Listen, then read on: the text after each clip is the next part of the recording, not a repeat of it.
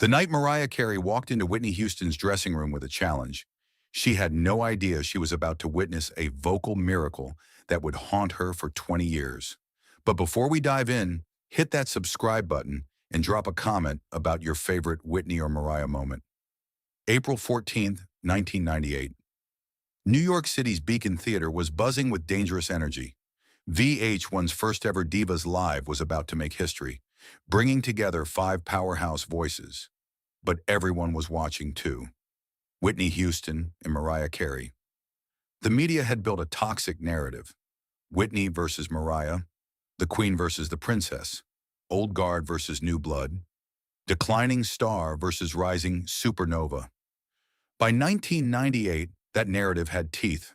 Whitney's once perfect voice was showing cracks. The crystalline clarity was clouding. The effortless high notes required effort now. Meanwhile, Mariah was at her absolute peak. Butterfly had just dropped, showcasing impossible vocal range. Music critics were declaring the changing of the guard. Mariah Carey has officially replaced Whitney Houston as the voice of a generation, Billboard had written 3 months earlier.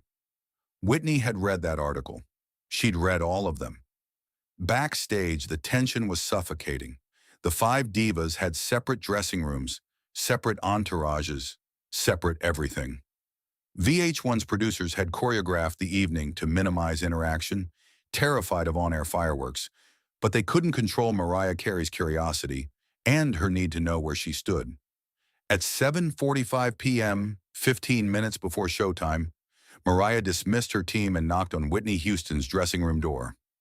Whitney's longtime makeup artist, Robin Crawford, answered, "Mariah, what are you—" "I need to talk to Whitney, alone." Whitney looked up from her makeup mirror, meeting Mariah's eyes in the reflection.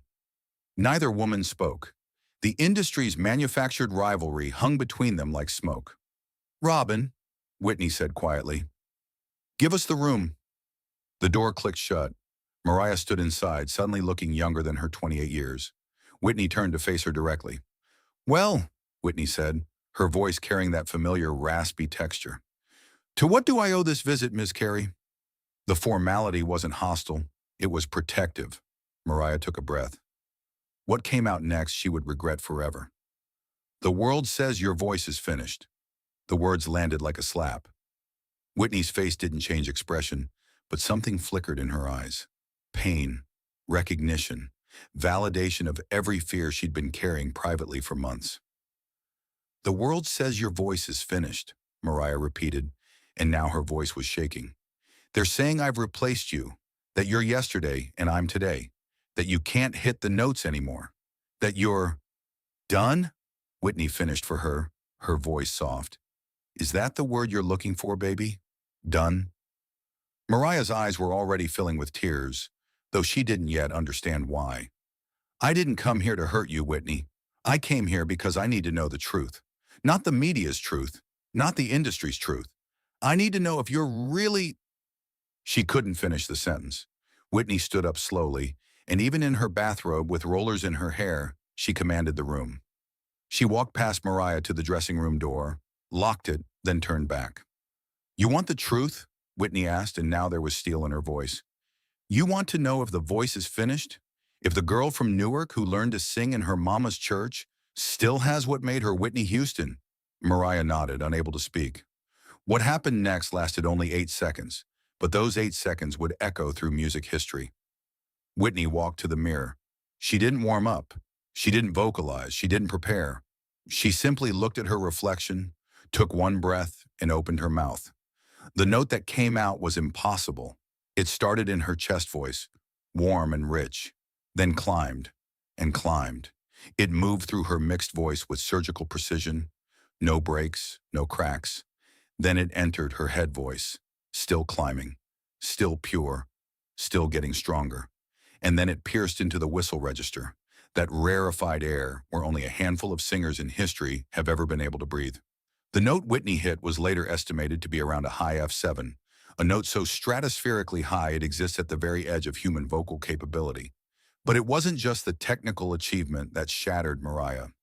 It was the ease, the effortlessness, the complete mastery. Whitney hit that note like she was picking up a pen, When the note ended, the silence was absolute. Whitney stood there looking at her reflection, eyes shining with tears she refused to let fall. Mariah Carey felt her knees buckle. She grabbed the makeup table to steady herself, then began to sob. Not gentle crying, full-body sobs from somewhere deep and true and terrified. Because in that moment, Mariah understood something that would haunt her for the next 2 decades. She had just witnessed greatness so complete, so total, so far beyond mere technical skill, that it made her own considerable gifts feel small. This wasn't competition. This was witnessing a force of nature. But what broke Mariah completely wasn't the note itself. It was what Whitney did next. She turned from the mirror, walked over to where Mariah was crying, and gently placed both hands on either side of Mariah's face, forcing her to make eye contact. "Baby," Whitney whispered, her voice tender. "You want to know the truth? Here's the truth." Whitney wiped Mariah's tears with her thumbs. "That note I just hit? I can hit it anytime I want. Before breakfast, after a show, in my sleep. I've been able to hit notes like that since I was 16, singing in my mama's church. You know why? Because God gave it to me. Not as a reward, not because I earned it, just gave it to me. Same way He gave you that gift in your throat." She stepped back.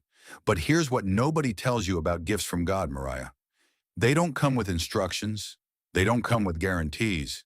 And they sure as hell don't come with the ability to handle what the world does to you because you have them." Whitney walked to her dressing table and sat down, suddenly looking exhausted. "You asked if my voice is finished," she continued, her back to Mariah now. "The truth is, my voice has never been stronger technically. My range hasn't shrunk.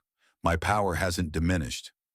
I can still do things with my voice that 99% of singers can't even dream of doing. But my soul is exhausted from proving it every single day."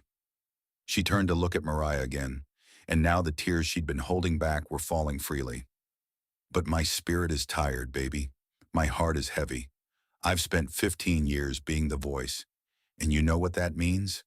It means every time I open my mouth, I'm not allowed to be human. I'm not allowed to have an off night. I'm not allowed to be sick or sad or struggling. I'm Whitney Houston. I'm supposed to be perfect, always." The raw honesty in her voice was devastating. "So when they say my voice is finished, what they mean is they can hear my humanity now. They can hear the weight I'm carrying. They can hear that I'm tired. And that scares them, because if Whitney Houston can be human, if the voice can crack under pressure, then what does that say about the rest of us?" Mariah had stopped crying now, but she couldn't move. She was frozen by the truth of what she was hearing. "You want to know if you've replaced me?" Whitney asked, and there was no bitterness in her voice, only a kind of sad wisdom. "Baby, you can't replace me, just like I couldn't replace Aretha. Just like nobody's going to replace you. We're not in competition, Mariah. We're in a relay race. I'm handing you the baton. The question is, are you strong enough to carry what comes with it?" She stood up and walked to where Mariah still stood, paralyzed. "Because make no mistake," Whitney continued, her voice dropping to barely above a whisper, "they're going to do to you exactly what they did to me. They're going to put you on a pedestal so high you can't see the ground. They're going to call you the greatest. They're going to compare every other singer to you. And then, the second you show any sign of being human, they're going to tear you down so viciously that you'll wish you never had this gift at all." Whitney reached into the pocket of her bathrobe and pulled out a folded piece of paper. She pressed it into Mariah's hand. "I want you to have this," she said, "but don't read it until you get back to your dressing room. Promise me." Mariah nodded, clutching the paper. Whitney walked to the door, unlocked it, then turned back one last time. "One more thing, Mariah. That note I hit it for you. Not to prove anything to the world. Not to show off. I hit it because you needed to know that what they're saying about me isn't true. My voice isn't finished. It's just tired. And one day, when you're standing where I am now, when your voice gets tired and the world starts writing your obituary while you're still breathing, I want you to remember this moment. I want you to remember that tired doesn't mean finished. Human doesn't mean failure. And survival sometimes looks like letting people think they've broken you, even when you know they haven't." With that, Whitney Houston opened the door and called for Robin to come finish her makeup. The conversation was over. Mariah walked back to her dressing room in a daze. Her hands were shaking so badly that she had to sit down before she could unfold the piece of paper Whitney had given her. When she opened it, she saw Whitney's handwriting, elegant and flowing. Dear Mariah, if you're reading this, it means I gave you the one thing I've never given anyone else: the truth. The world wants us to be enemies because our strength threatens them. But I need you to know, I've never seen you as competition. I've only ever seen you as a sister walking the same impossible path I've walked. Sing for God, not for the gossip. Sing for the little girls who need to hear what power sounds like. Sing for yourself. And when it gets too heavy, and it will, remember that somewhere out there, Whitney Houston is cheering for you. Always. Love, Nippy. Mariah Carey performed that night alongside Whitney Houston. If you watch the footage from VH1 Divas Live 1998, you can see something change in Mariah during the group finale. The way she looks at Whitney, the respect in her eyes, the understanding. But what you can't see in that footage is what happened after the show, when Mariah went back to Whitney's dressing room and the two women talked for 3 more hours. You can't see the beginning of a friendship that the music industry would spend the next decade trying to deny existed. You can't see Whitney teaching Mariah vocal techniques to protect her voice for the long haul. You can't see Mariah crying again, this time not from shock, but from relief at finally having someone who understood. 20 years later, in a 2018 interview that went viral, Mariah finally told this story publicly. By then, Whitney had been gone for 6 years. People ask me about the rivalry, Mariah said, tears streaming. There was no rivalry. That was media creation. The truth is, Whitney Houston saved my life that night. The interviewer asked what she meant. I walked into her dressing room full of ego and insecurity. I wanted confirmation that I had won. I was 28 and stupid and cruel, and I said something I'll regret until I die. She paused, struggling. I told her the world said her voice was finished. I threw her humanity in her face like a weapon. And you know what she did? She showed me grace. She hit a note that proved she was still capable of miracles, then taught me the difference between having a gift and knowing how to carry it. Mariah pulled out her phone and showed the interviewer something.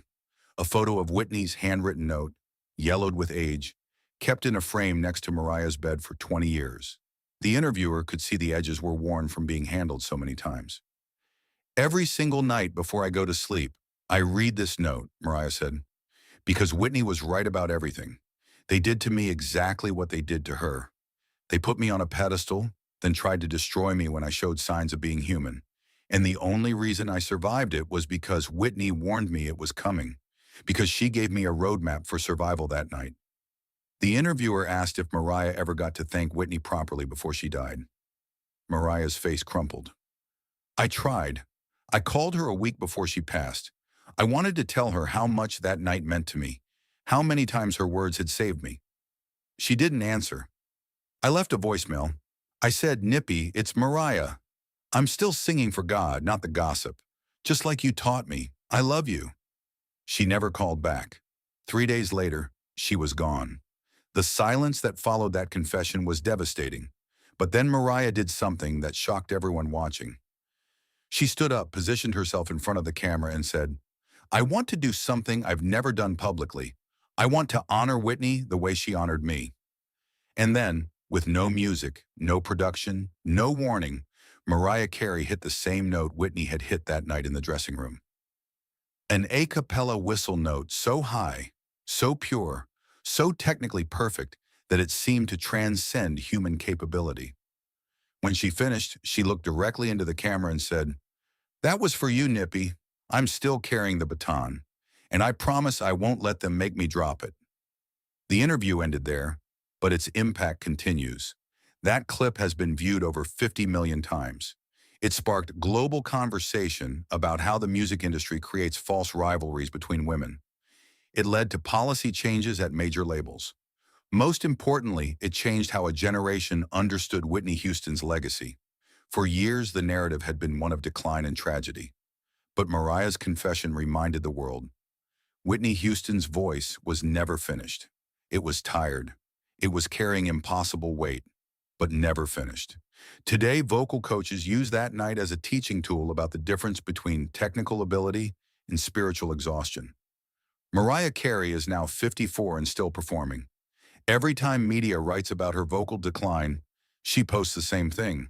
Whitney's handwritten note, captioned, "Tired doesn't mean finished." The VH1 Divas Live 1998 footage has been watched millions of times. But historians talk about what happened in that dressing room when two of the greatest voices stopped being rivals and became sisters. Whitney Houston passed away at age 48. Those who knew the real story understand what really killed her was the weight of being expected to be superhuman in a world that profits from human vulnerability. Mariah is still here, still singing, still carrying the baton Whitney handed her. In every performance, she hits one impossibly high whistle note, holds it for exactly 8 seconds, then whispers, "That's for you, Nippy." The world wanted a war between Whitney Houston and Mariah Carey. What they got was a masterclass in grace, humanity, and women choosing sisterhood over competition. That 8-second note was a declaration. I'm still here. I'm still powerful. I'm still Whitney. And it was a gift, the passing of wisdom from one generation to the next. Mariah was right. Whitney saved her life that night. But by telling this story, Mariah saved Whitney's legacy too. Because now, when people talk about Whitney Houston's final years, they don't just talk about the struggles and the tabloid headlines and the tragic ending. They also talk about the night she stood in a dressing room and hit an impossible note for an audience of one, proving that even at her most tired, even carrying the weight of the world's impossible expectations, the voice was never ever finished. Just tired, just human, just Whitney Houston showing Mariah Carey, and eventually the world, that greatness isn't about perfection. It's about grace under pressure. And that perhaps is the most powerful note she ever hit.